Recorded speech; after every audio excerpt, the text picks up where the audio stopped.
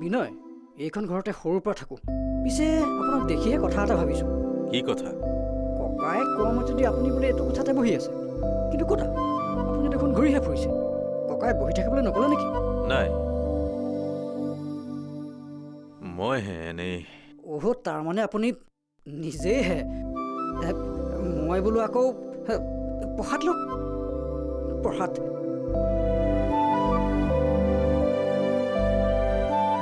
আপুনি প্ৰসাদ খাব দেই, মই আহোঁ।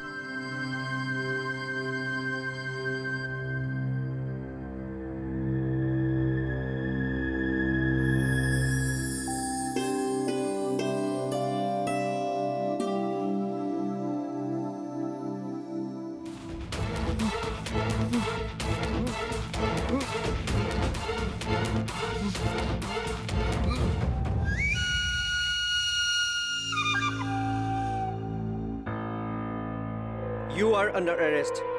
কালি ৰাতি আপুনি আগৰৱাল নাৰ্ছিং হোম গৈছিল, তাত এটা মাৰ্ডাৰ হৈছিল। CCTV ফুটেজত আপোনাকো সেই কোঠাটোৰ পৰা ওলাই অহা দেখা পোৱা গৈছে। কিন্তু মই মাৰ্ডাৰটো কৰা নাই। সেইটো কোৰ্টে বিচাৰ কৰিব। এতিয়া আপুনি মোৰ লগত যাব লাগিব। বলক, ইমিডিয়েট মোৰ লগত বলক।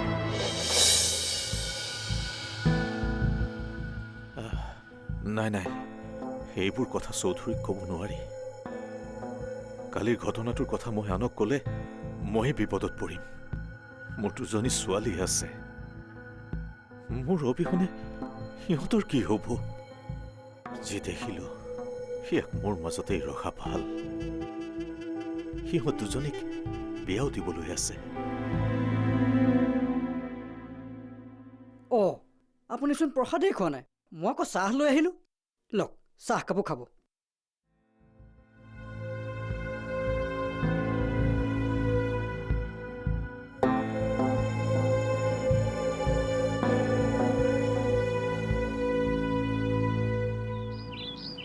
আৰে কি হ'ল? এনেকে টানি আনিছ যে মোক? তই সোনকালে যা। কিয়? আৰে তেতিয়াহে মই কাম আছে বুলি ওলাই যাব পাৰিম। মানে দেখা নাই মোৰ অৱস্থাটো? সেইকাৰণে মই ঘৰলৈ আহিব নিবিচাৰোঁ।